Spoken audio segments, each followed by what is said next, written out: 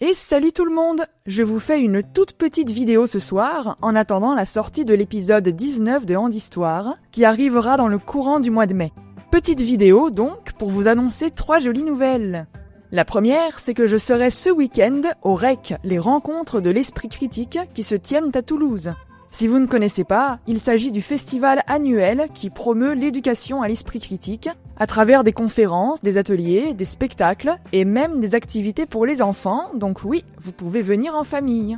Les REC auront lieu les samedis 25 et dimanche 26 avril à la Diagora puis à la Halle aux Grains. J'ai l'honneur d'avoir été invité à donner une conférence le samedi à 19h dans le cadre d'une présentation à 3 voix sur le thème « Quand les croyances s'emparent du handicap ». J'ouvrirai le cycle avec une intervention qui explorera les discours de culpabilisation et d'instrumentalisation tenus aux personnes malades ou handicapées par le New Age, par les pseudosciences et certaines postures religieuses.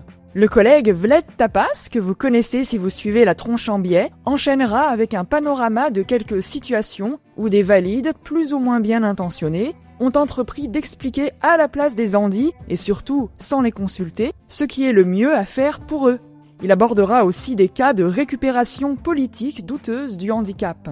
Enfin, c'est Tsaag Valren, doctorante en sciences de l'information et de la communication, qui nous parlera des théories complotistes catastrophiques véhiculées au sujet de l'autisme, notamment aux États-Unis avec RFK Junior. Voilà, un beau programme qui, j'espère, vous intéressera. Je serai présente au REC le samedi et le dimanche, alors s'il y a parmi vous des personnes qui s'y rendent aussi, je serai absolument ravie de vous voir à cette occasion. Vous pouvez retrouver toutes les informations relatives au festival sur le site rec-toulouse.fr.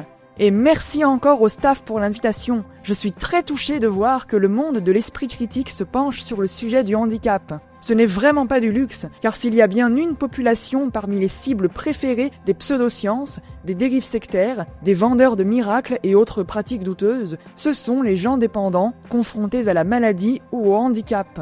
Les 2 autres nouvelles concernent plutôt 2027 et portent sur ma casquette auteur. Après Désagrégé, publié en 2021 aux éditions Ballant, puis 2 nouvelles horrifiques parues chez Malpertuis, je vais sortir 2 nouveaux livres. Le premier, c'est un roman, écrit à 4 mains avec une amie, qui intéresse une éditrice et son équipe. Je vous en dirai un peu plus le moment venu, mais il s'agit d'un roman de réalisme magique, ambiance gothique, qui se passe à Toulouse au milieu du XVIIe siècle. L'on y suivra les mésaventures d'un vagabond arrêté pour sorcellerie, enfermé dans un institut de redressement, le fameux hôpital général dont je vous parlais dans l'épisode 14 de Handhistoire. Mais dans le roman, cet hôpital se révélera avoir quelques pouvoirs, au même titre que certains de ses pensionnaires. Deuxième ouvrage en prévision pour 2027, un manuscrit commandé par un éditeur qui a découvert mon travail, explorant au fil de mon parcours de vie une histoire culturelle du handicap et de nos imaginaires autour de la dépendance. Autrement dit, vous l'aurez compris, il s'agira d'un livre qui reprendra et développera ce que je fais sur cette chaîne avec Handhistoire.